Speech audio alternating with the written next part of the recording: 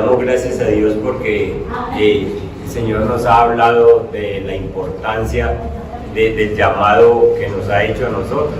Y ya ustedes saben que ese llamado no es individual, ese llamado es porque hay alguien detrás de ti que necesita conocer el Evangelio. Porque Dios no ha hecho personas solas, nosotros somos sociables, en el sentido de que siempre estamos con alguna persona cerquita de nosotros, alguno de las personas que Dios nos ha puesto, nosotros tenemos influencia sobre ellos. Entonces, ya les he dicho que así usted no haya sido nombrado pastor en la iglesia, con unos protocolos y unas ciertas exigencias que hay, Dios ya le escogió a usted para que usted sea un pastor para alguna persona, para un hijo, para una esposa, para un primo, para una hermana, para un hermano. Usted a alguien le ha dado el Señor para que usted le guíe. Amén. Entonces, el llamado de Dios no es individual. Dios quiere que nosotros llevemos familia al cielo, les dejemos herencia para que ellos lleguen al cielo. Entonces, el título de hoy es Hijos y Padres Transformados por Cristo. Hijos y padres transformados por Cristo. Nosotros empezamos diciendo que Dios es el fundador de la familia, porque ya lo sabemos, y en Génesis 2:18 Dios formó el hogar. Y entonces es bueno que miremos qué pasó en Génesis 2:18 cuando Dios forma la familia. La Biblia a nosotros no nos dice cuánto tiempo estuvo Adán solo, sin esposa. Dios primero formó a Adán y Dios se mantenía con Adán. Y no dice si se estuvo 2, 10, 20, 30 años, no dice cuánto tiempo, pero un día cualquiera el Señor amaneció con esa gracia que Él tiene y dijo: hombre, no es bueno que vos estés solo. Y arregló la cosa.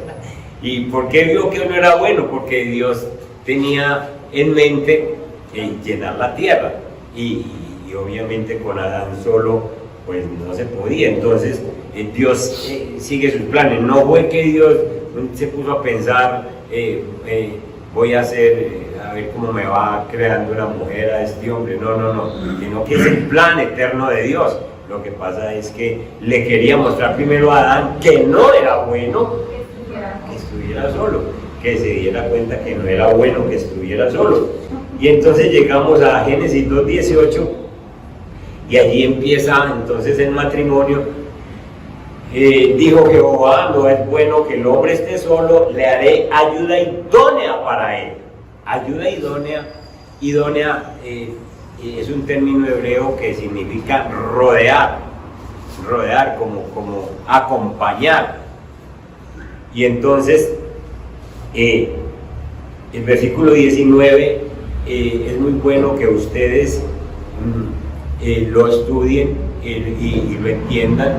Ayer decía que voy a volver a enseñar hermenéutica porque veo que en la iglesia hace falta aprender hermenéutica, el arte de interpretar la Biblia, porque es necesario que nosotros nos vamos preparando más y más para tener una buena interpretación. Entonces el verso 19 y el 20 está como metido como donde no debía estar, porque dice que Jehová Dios formó pues de la tierra toda bestia del campo. Acaba de hablar de que es bueno que el hombre no esté solo, pero enseguida habla de los animales. Y entonces uno dice: Dios mío, ¿para qué me puso animales aquí? Entonces dice: Jehová Dios formó pues de la tierra toda bestia del campo y toda ave de los cielos, y las trajo a Adán para que viese cómo las había de llamar. Y todo lo que Adán llamó a los animales vivientes, ese es su nombre. Maravilloso eso, ¿cierto? Que Dios no le puso nombre a los animales, sino que Adán era tan sabio que Dios le delegó esa tarea. Usted puede ponerle nombre a esos animales. Entonces ese que va por ahí es una hormiga. ¿Quién dijo? Adán. esa es una hormiga, y lo puso hormiga, sí. Y entonces no hay que alegar, porque Adán le puso unos nombres que exactamente eran los que tenía que tener, y llamó a todos esos animales pues por su nombre. Verso 20, y puso Adán nombre a toda bestia y ave de los cielos, y a todo ganado del campo, mas para Adán no se halló ayuda idónea para él. Entonces la pregunta que yo hago es, ¿por qué Dios le mostró todos esos animales primero a Adán? ¿Y para qué les mostró? Contésteme. Porque así mismo como le dio la sabiduría para llamarlos por su nombre, le dio la sabiduría para entender que ellos fueran la idea de Dios para él. Esa es una respuesta muy sabia. Esa es una respuesta muy sabia. Le dio la sabiduría, le hizo pasar todos los animales en fila, todos, absolutamente todos, para que Adán entendiera que la ayuda idónea no estaba ahí. No estaba ahí. Y entonces, toda la Biblia para nosotros es una enseñanza. Toda la palabra de Dios es útil para enseñar, para redarguir, para instruir, dice el apóstol Pablo por allá en Timoteo. Porque es que nosotros en toda la palabra aprendemos. Hoy en día hay desobedientes por montones con este versículo. Porque hay gente que sencillamente han querido que un perro sea la ayuda idónea. Que un burro sea la ayuda idónea. Sencillamente, cuando Dios dice que le haré ayuda idónea, le está diciendo es una persona que le ayude a tomar decisiones. Es una persona con la que usted cuente para que pueda avanzar. Es una persona que yo te voy a dar la oportunidad de que ores por ella. Usted no puede coger su perro y decirle, venga, conozca del Señor, venga, yo le leo el Evangelio, siéntese ahí, Coqui, siéntese ahí, porque no es en verdad ayuda idónea, ni porque ese le va a servir, esta Adriana.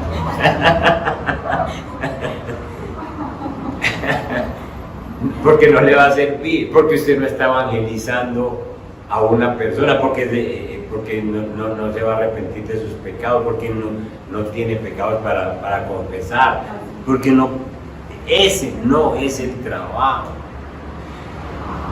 Yo les decía ayer que yo no estoy en contra de las mascotas, nunca.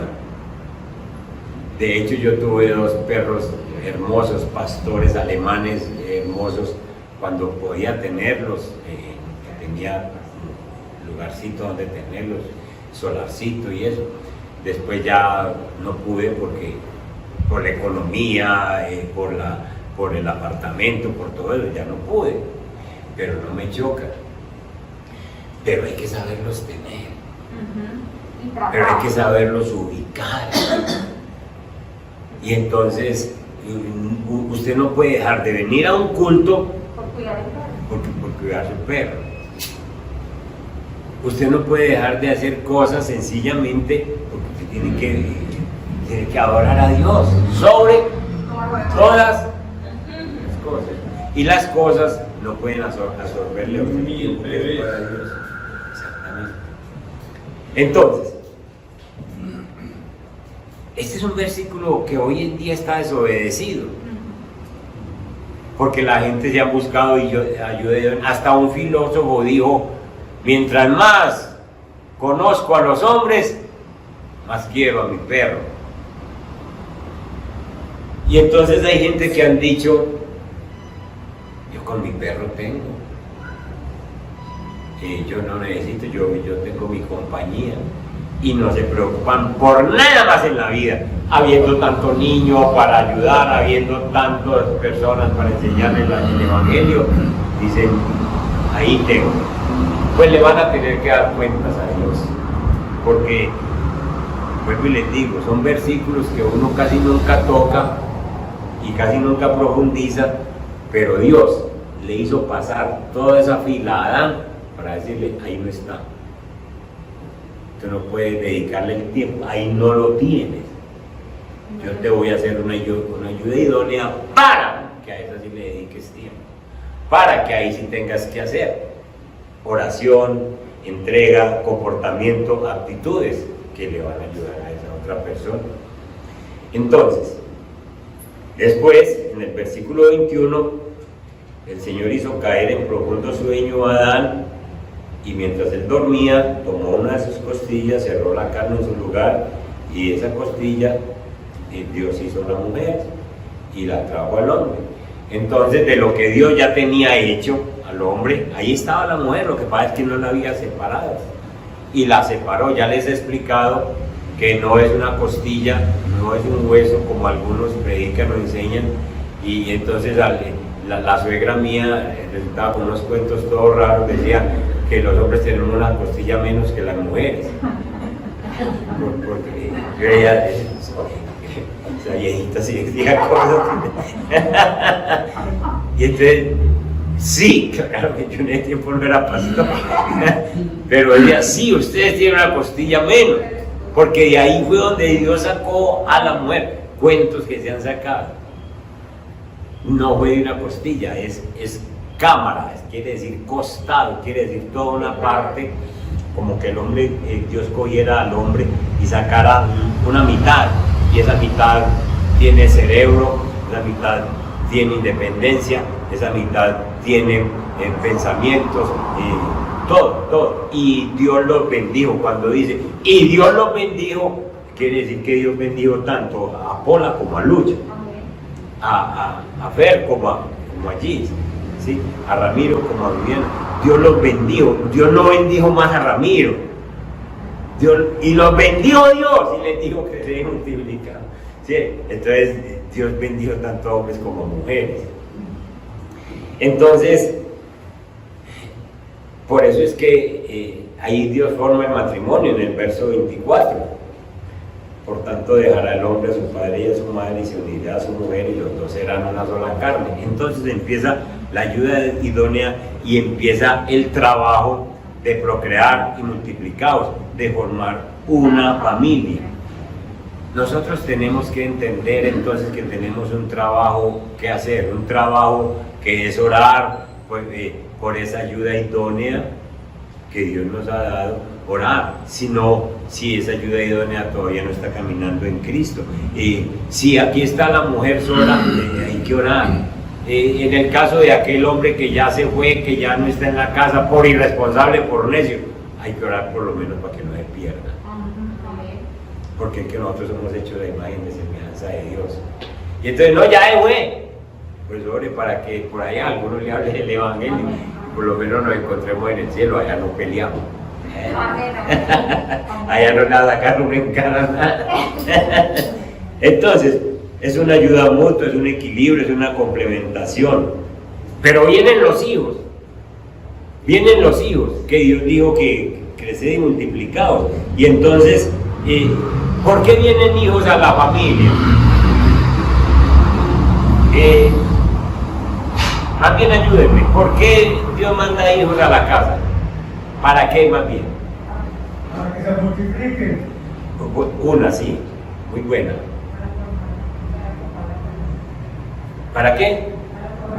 La familia. Para formar la familia. Un matrimonio sin hijos no es familia. No, sí, es familia. Sí es familia. Sí es familia. Sí es familia. Sino que los hijos vienen para nosotros enseñarles, darles del evangelio y enseñarles a vivir en la vida. Ah, esa es una buena. Entonces manda hijos, pero cuando manda hijos nos manda una tarea. Hay un propósito. Hay un propósito.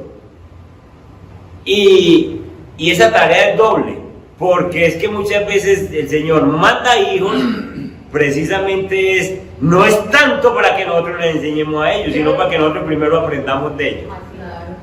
Porque es que nosotros tenemos que aprender de los muchachitos que llegan a la casa, tenemos que aprender cómo lavarlos, cómo limpiarlos, cómo organizarlos, cómo alimentarlos, cómo cuidarlos, porque ahora vamos a ver que sus hijos no son suyos. ¿Cómo cuál? Pero también somos ejemplos. Los padres son ejemplos. Exacto. Entonces, un matrimonio sin hijos es una familia también. Y Dios también tiene un plan y un propósito con ellos. Yo he entendido muy bien eso porque yo he estudiado mucho sobre familia y me han tocado cosas cercanas. Yo tengo un familiar que no tuvieron hijos, pero los dos se conocieron el Evangelio y los dos se dedicaron a enseñar el Evangelio y están llenos de hijos, no hijos propios, sino hijos espirituales, y tienen una tarea inmensa de enseñarle a muchachitos, a jóvenes, a adultos, a parejas. Tienen una tarea inmensa y ellos dicen, con razón, Dios no nos mandó hijos propios a nosotros, porque nos llevaron todos eso. Entonces, Dios tiene un propósito con cada persona, con cada ser humano, con cada uno de nosotros. Y entonces Dios manda a los hijos, sí, para que nosotros les enseñemos, para que nosotros aprendamos de ellos, pero nosotros tenemos que, una de las primeras cosas que nosotros tenemos que aprender es que los hijos son herencia del Señor. Y esto sí que es importante entenderlo, porque nosotros tenemos una tendencia a pensar, cuando nosotros hablamos de herencia, nosotros tenemos un concepto distinto a los hebreos. El concepto de herencia para nosotros es que nos quedó algo y nosotros podemos disponer de ese algo como querramos. Es decir, nos dejaron una platica en el banco, entonces yo la saco y yo dispongo de ella, yo hago con ella lo que quiera. Pero el concepto hebreo es que la herencia yo se la administro a otro. La herencia que a mí me queda, el pensamiento hebreo es muy diferente al pensamiento de nosotros los occidentales. Nosotros pensamos entonces que la herencia nos pertenece, pero en el concepto hebreo y en el concepto bíblico, la herencia es algo que alguien me deja y yo se lo administro y tengo que darle cuentas después a alguien de eso que me dejó para administrar. Entonces, recibir una herencia era un privilegio, pero esa herencia no le pertenecía, sino que la administraba. En ese contexto es que está el Salmo 127, y entonces nos dice, herencia de son los hijos. Quiere decir que te los da, pero que tú se los administras, se los cuidas, se los alimentas, se los educas, se los bendices, para luego presentárselos a él. Herencia de Jehová son los hijos, no herencia tuya. Entonces es un privilegio que Dios te mande hijos, pero es una gran responsabilidad tenérselos que presentar al Señor y presentárselos conociendo el Evangelio, presentárselos que ya conocen de Cristo y decirle, Señor, ahí está bien mi administración con la herencia suya. Tremendo esto, hermanos.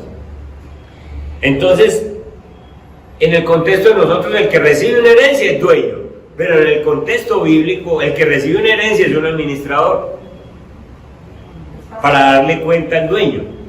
Y eso es lo que nosotros debemos hacer y debemos entender. Sencillamente que se administre esa herencia para enseñarles a ellos a que conozcan a un Dios todopoderoso. Hermanos, nosotros como cristianos tenemos una gran responsabilidad que vamos entendiendo a medida que estudiemos Biblia, y además de nosotros vivir santa y limpiamente, pues tenemos que hacer el esfuerzo para dejar el Evangelio a esas personas que están con nosotros. Escuchen, cópiennos o no nos copien, nosotros vivimos la vida cristiana, porque cuando nosotros ya no estemos, ellos como son individuos, ellos van a tener una herencia que de alguna manera les quedó, y es que mi papá oraba, mi papá leía Biblia, mi papá tenía razón. Vayan conmigo a Ezequiel capítulo 18, y allí quiero que leamos un capítulo que que es muy importante para que nosotros entendamos nuestro trabajo y para que se nos quiten esas ideas que nosotros tenemos, que muchas veces nosotros no oramos como debíamos orar porque no entendemos la Biblia. Me refiero a que muchas veces nosotros hablamos de maldiciones generacionales. Y entonces nosotros hablamos de que yo no soy un buen cristiano, no puedo ser un buen cristiano porque tengo una maldición generacional que me dejó mi papá, o que me dejó mi mamá, o que me dejó mi abuelo. Porque las enfermedades son herencias. Exactamente. Cuando nosotros recibimos a Cristo, usted como hijo, sin importar quién es su papá o quién es su mamá, usted como hijo recibió a Cristo. ¿Qué dice Cristo en 2 Corintios 5:17? Que nuevas criaturas somos. Los que estamos en Cristo, Las cosas viejas pasaron y ahora todas son hechas nuevas. Entonces, si nosotros somos hechos nuevos, quiere decir que las maldiciones generacionales que las chocan, las cortan. definitivamente, ¿todos entienden eso? Entonces yo no puedo decir, después de 10 años de andar en el cristianismo, por ejemplo, decir, no, es que mi papá era un degenerado, entonces, ¿qué hizo Cristo en tu vida, pues? Entonces te puso un parche, entonces te puso un remiendo, entonces no sos una nueva criatura, entonces vas a tener que borrar ese versículo de 2 Corintios 5:17, porque ahí dice que los que estamos en Cristo, nuevas criaturas somos, que las cosas viejas pasaron y que todo es hecho nuevo. Entonces eso de que yo tengo una maldición generacional, sencillamente yo estoy diciendo es, Dios a mí no me hizo nueva criatura, Dios me puso un parche, Dios me remendó. Se invalida la palabra. ¿Ah? Se invalida la palabra. Se invalida la palabra allí. ¿Les dije que abrieran en dónde? El 8. Ezequiel capítulo 18, versículo poderoso, capítulo poderoso. Le damos un poquito que aquí nos va a ayudar mucho. Voy a leer en la Reina Valera y dice así, ustedes le van a poner mucho cuidado, los que puedan leer ahí en la pantalla también. Dice, vino mi palabra de Jehová diciendo, ¿qué pensáis vosotros los que usáis este refrán sobre la tierra de Israel? Ese refrán que dice, los padres comieron las uvas agrias y los dientes de los hijos tienen la dentera. Eso quiere decir, los padres cometen el pecado y los hijos lo pagan. Entonces, el padre se come las uvas malucas y al hijo le dañan los dientes. Eso no. Listo. Vivo yo, dice Jehová el Señor, que nunca más tendréis que usar este refrán en Israel. He aquí que todas las almas, ¿son de quién? Del Señor. Todas las, y cada uno tiene un alma. O cuando Dios hizo a la mujer le dijo, ustedes tienen un alma, ustedes dos. No. Dios llegó y cogió al hombre, lo hizo caer en profundo sueño y sacó la mujer y le dijo, usted tiene un alma y usted tiene otra misma. Y el hijo que nace tiene otra alma. Y si son mellizos, y si son cistillizos,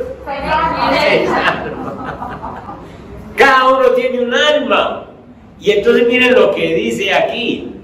He aquí que todas las almas son mías. Como el alma del Padre, así el alma del Hijo es mía. Y el alma que pecare, ay hermano, más claro. El alma que pecare, esa morirá. Entonces, papás que están aquí, ustedes entregaron al Señor. Mamás que están aquí, ustedes entregaron al Señor. Pero ustedes y yo tenemos hijos. Y esos hijos tienen sus almas. Y esas almas, ¿qué tienen que hacer? Arrepentirse y entregarse al Señor. Y la tarea tuya y la mía es ¿cuál? Evangelizarlos, orar por ellos, enseñarles, vivir Por eso, hermano, descanse en el Señor, porque usted fue llamado por el Señor y usted hace lo que puede, pero lo que puede es sencillamente evangelizar, dar testimonio, orar por ellos en silencio, o si se puede, si ellos se dejan en público, pero si no, usted hace su tarea y el día que el Señor lo llame, le dice: buen siervo, entre, porque usted sencillamente oró por sus hijos, usted les dio testimonio, usted cumplió, usted les dio la comida, esos son míos, porque toda alma es mía y toda alma me tiene que dar cuenta. Y entonces usted entre, que usted hizo su trabajo. Entonces ustedes no se afanen sino por vivir el cristianismo como Dios lo manda. Hagan lo que tengan que hacer, que cada alma es del Señor, y el alma que pecare, esa morirá. Y el alma que se arrepienta, esa sencillamente sirve. Pero el trabajo de nosotros es muy importante. Verso 5. Y el hombre que fuere justo e hiciere según el derecho y la justicia, que no comiere sobre los montes, ni alzare sus ojos a los ídolos de la casa de Israel, ni violare la mujer de su prójimo, ni se llegare a la mujer menstruosa, ni oprimiere ninguno, que al deudor devolviere su prenda, que no cometiere robo, y que diere de su pan al hambriento, y cubriere al desnudo con vestido, que no prestare interés, ni tomare usura, que de la maldad retrajere su mano, e hiciere juicio verdadero entre hombre y hombre, en mis ordenanzas caminar y guardar en mis decretos para hacer rectamente, este es justo, este vivirá, dice Jehová el Señor. Y hace una lista, sencillamente, y no está diciendo: este hombre que hace esto, pero tiene una maldición del papá, ese hombre pierde. No, el Señor está diciendo: el hombre que fuere justo, hiciere todas estas cosas tal como es, sencillamente ese hombre es justo, ese hombre yo le perdono, y no importan maldiciones generacionales. Amén. Esto de la maldición general es un invento que hubo por ahí en los años 80, donde hubo una ola donde se le decía a las personas: usted tiene que quitarse maldiciones generacionales. El día que usted se confiesa con el Señor y recibe al Señor y realmente nace de nuevo, pasa una tijera, se corta.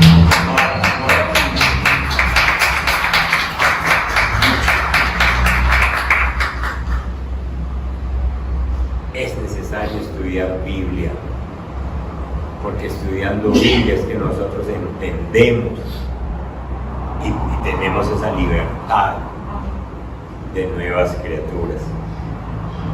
Verso 10.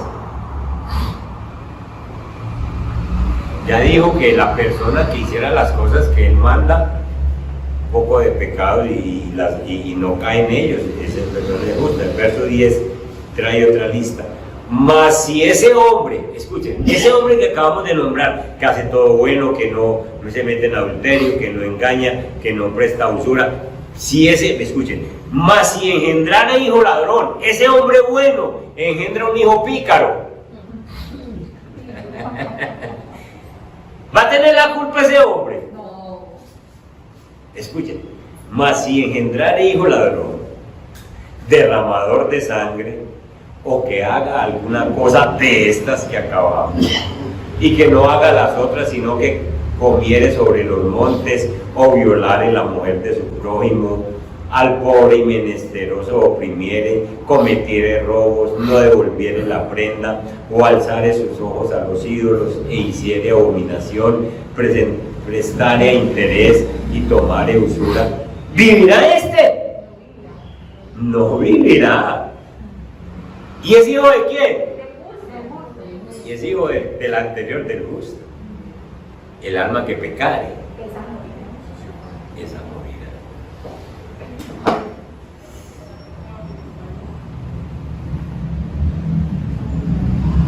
Todas las abominaciones, no vivirá, todas las abominaciones, todas estas abominaciones hizo, de cierto morirá. Su sangre será sobre él. Escuchen, sigue la secuencia. Es que este versículo, este capítulo es breve. Pero si el pícaro es, El malvado. sí, si engendrare hijo, el cual viene todos los pecados que su padre hizo, y viéndolos no hiciere según ellos, no comiere sobre los montes, ni alzare sus ojos a los ídolos de la casa de Israel, la mujer de su prójimo no violare, ni oprimiere a nadie, la prenda no retuviere, ni cometiere robos, al hambriento diere su pan, y cubriere con vestido al desnudo, apartare su mano del pobre, interés y usura no recibiere, guardar en mis decretos y anduviere en mis ordenanzas, no morirá por la maldad de su padre, de cierto vivirá. Su padre, por cuanto hizo agravio, despojó violentamente al hermano, hizo en medio de su pueblo lo que no es bueno, he aquí que él morirá por su maldad. ¿Se dan cuenta lo que muestra el Señor ahí? Una secuencia de un papá que hace las cosas buenas, pero tiene un hijo malo. Entonces, el papá sencillamente no le cobra lo del hijo, pero el hijo que hizo cosas malas, sencillamente haciendo de un papá bueno, a ese Dios le cobra. Pero si ese malo tiene un hijo bueno, es un justo. El alma que pecare, esa morirá. Entonces, mis hermanos, aprendamos a vivir el Evangelio, aprendamos a vivir la palabra. Estamos viviendo en un tiempo donde los hijos no nos hacen caso, donde usted llega y los invita a la iglesia y dice, no, yo tengo otras cosas más importantes, y lo más importante es cualquier otra cosa menos la iglesia, porque para ellos cualquier cosa se les vuelve importante, con tal de no arrimarse por aquí. El pastor comienza a cantar, ya que voy, con tal de no venir aquí, cualquier cosa es importante, cualquier disculpa, cualquier justificación. Pero usted, como dice la Biblia, les aconsejo que se lean ese capítulo 18 en varias versiones. ¿Por qué? Porque ahí van a entender la secuencia que muestra el Señor. Y el Señor simplemente está diciendo, usted cúmplame con lo que yo le llegué. Entonces, por ejemplo, ustedes o yo, nacimos de padres paganos, católicos, recatólicos y religiosos, y con un poco de cosas y con un poco de manías. Pero el Señor llegó y nos llamó a nosotros. Nos dijo, venga, conozca el Evangelio. Cuando nosotros conocemos el Evangelio, entonces a nosotros el Señor nos corta las cosas del pasado. Es lo que decía Viviana, enfermedades, maldiciones, cosas que nosotros sí heredamos, pero que ahora en Cristo, por ser nuevas criaturas, esas cosas son cortadas, son quitadas de nuestra vida. Y entonces yo empiezo una nueva vida en Cristo. Entonces, ahora mi obligación es enseñarle a los que están al lado mío, no solo a los hijos, sino a esposa, esposos. Esta es la nueva vida que Cristo me dio. Y yo primero tengo que agradarle ¿a quién? A Dios antes que a cualquier persona, papá, mamá, nieto, el que sea. Yo tengo que agradarle a Dios, porque Dios te va a llamar a esa cuenta, no por lo que tú le agrades a tal o a fulano de tal, sino por lo que tú le agrades a él. Entonces tú tienes que cumplir el Evangelio sirviéndole a Dios. Si tú tienes entonces unos hijos y esos hijos son rebeldes, léete el capítulo 18. Sencillamente porque Dios dice ahí, déjenmelos quietos, que esas almas son mías. Usted haga su trabajo, ore por ellos, enséñenles la palabra, bendígales, ayúdenles, denles testimonio. Pero esas almas al fin y al cabo son mías. Y el alma que pecare, esa morirá. El alma que cumpla con mis mandatos, esa vivirá. Hermanos, tú y yo no somos sino unos emisarios, unos trabajadores del Señor Jesús, que venimos a hacer un trabajo y debemos de cumplir el trabajo que nos haya mandado, y los resultados se los dejamos ahí. Los resultados se los dejamos ahí. Entonces, con los hijos, hermanos, nosotros oremos por ellos. Nosotros enseñémosles la palabra desde pequeños. desde que se pueden mover, empiece a orar con ellos. Yo ayer les contaba que en esto de los bautismos en Fredonia, a mí me llamó mucho la atención coger una niñita. ¿Cuántos años tiene la niña, Vivi? 3 años. 3 años. Y decirle a esos papás, ¿cómo es que usted ora? Y esa muchachita se arrodilla en ese tierrero, en tierra, porque estamos en una finca, en esos bautismos ahí en plena tierra, y se arrodilla ahí, no importando el vestidito, no importando lo que tiene, se arrodilla, cruza sus manitos y empieza a orar. ¿De dónde va esa oración? De los papás. De los padres. Y se quería bautizar. Y se quería bautizar. Bautíceme a mí también. La cogió el paso y dice, me quito los tenis. ¿De dónde aprendió a orar a los 3 años? De una obligación que tienen los papás de enseñarle a orar, de orar con él, de verlos orar y de orar con ellos. Entonces tenemos una gran responsabilidad, hermanos. Que es que ya mis hijos están muy grandes, que los llamo a orar y no oran conmigo. Ore usted solo. Y ore de tal manera que ellos sepan. ¿Dónde está mi papá? Está orando. Está leyendo Biblia. Que eso usted les está enseñando. Y así ellos no vengan, usted les está dando una cátedra de oración. Hermanos, entonces Dios a nosotros nos ha mandado a que nosotros en familia entendamos que Dios nos ha dado una familia, que Dios nos ha mandado hijos o nos ha puesto personas a las que nosotros pastoreamos.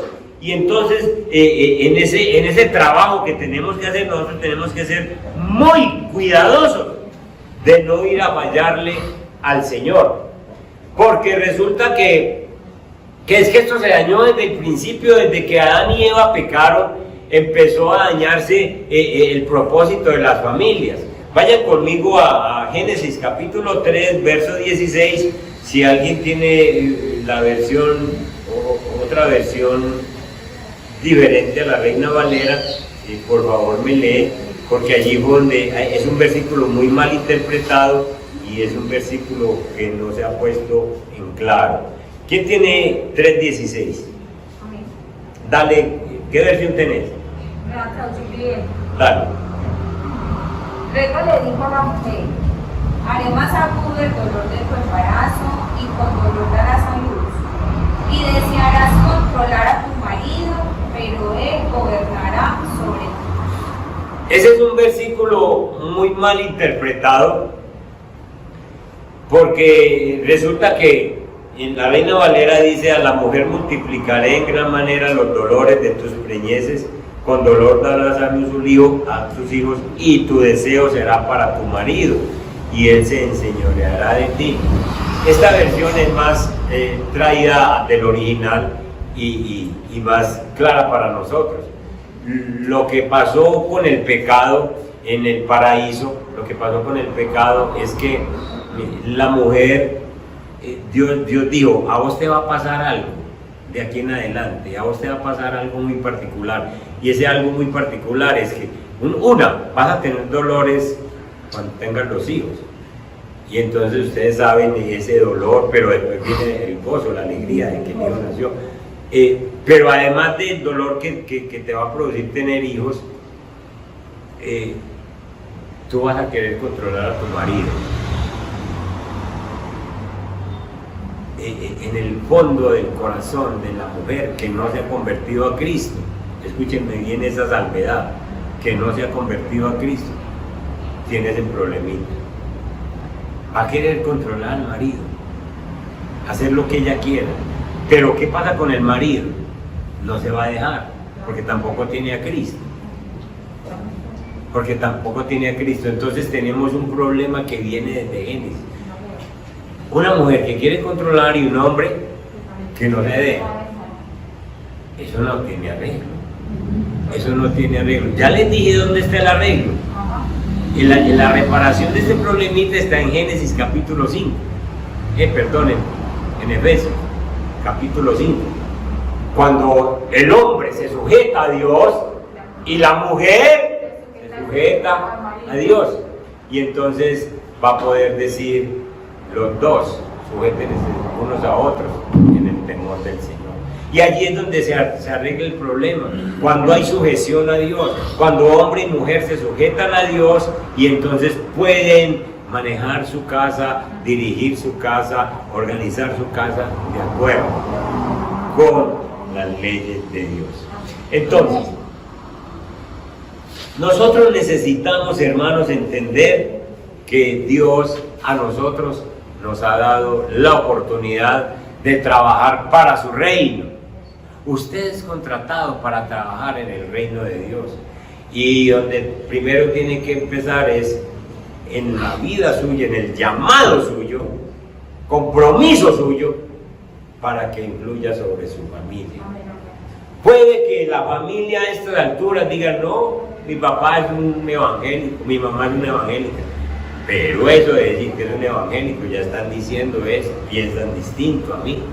Y entonces, sencillamente nosotros le seguimos enseñando la palabra, que en la casa haya armonía, que en la casa haya paz, que en la casa haya unión, que en la casa hayan metas de todos juntos, y que esas personas sepan que el primero en nuestra familia es Cristo.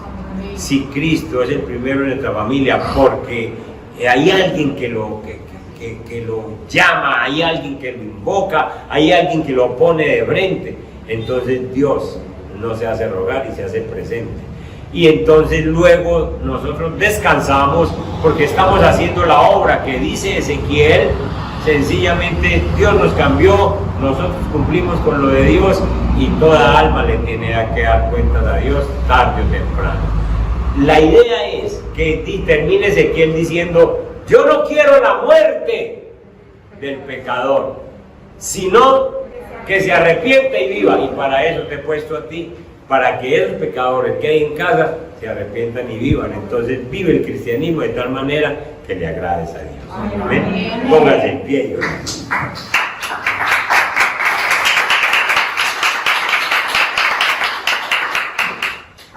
Nuestro Padre que estás en los cielos, nosotros, Señor, te pedimos perdón porque nosotros, Señor, la responsabilidad que se nos ha dado como cristianos, de pronto la hemos trabajado a medias, no hemos sido totalmente responsables con el Evangelio. Señor, tú nos has dicho hoy que tú, Señor, nos escogiste, nos formaste para que nosotros pudiéramos impactar a esas personas que estamos cerca. A todos los que estamos aquí, Señor, tú nos has dado a alguien para pastorear, a unos hijos, o a una esposa, o a un esposo, o a unos familiares, o a unos hermanos, a alguien, o a un amigo. Nos has dado a alguien. En realidad, Señor, esas personas sobre las cuales nosotros tenemos alguna influencia, esperan que les enseñemos de ti.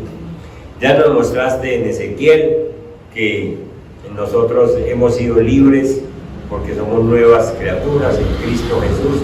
Nuevo quiere decir eso, nuevo.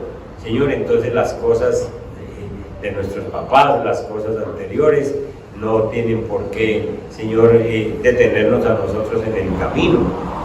Señor, porque como dijéramos ahora, no podemos invalidar tu palabra. Si tú me hiciste nuevo, es nuevo, Señor, y entonces las cosas viejas pasaron y yo tengo que aprender a tener esa comunión contigo. Yo tengo que aprender a entender el trabajo que me has dado. Señor, yo no me puedo pegar de que mi papá era así, mi mamá era así, de que yo tengo este geniecito porque lo heredé de mi papá. Señor, tú hiciste genios nuevos, tú hiciste personas nuevas. Y tenemos familia, Señor, pero esas familias no tienen el alma de nosotros. Cada persona tiene un alma, porque el día que tú separaste a Adán y Eva, Señor, tú pusiste un alma en cada uno, Señor. Y de ahí vienen hijos con almas diferentes, Señor. Y el alma que pecare, dice muy claro la Biblia, esa alma morirá. Pero tú no quieres la muerte de un pecador, tú no quieres que nuestros hijos, que nuestros esposos, esposas, familiares se mueran y mueran en el pecado y se pierdan. Tú quieres que ellos se arrepientan y vivan. Y para eso nos han llamado a nosotros en este tiempo. Nosotros somos trabajadores tuyos. Ayúdanos a hacer este trabajo, a mostrar el Evangelio con poder y con gracia. Y ayúdanos a dar testimonio, Señor. Padre Santo, esta semana que comienza la ponemos en tus manos. Y como dijimos al principio, Señor, no queremos ser solo oidores, sino hacedores de su palabra. En el nombre de Jesús. Amén. Amén. Y amén. Dios me les guarde, Dios me les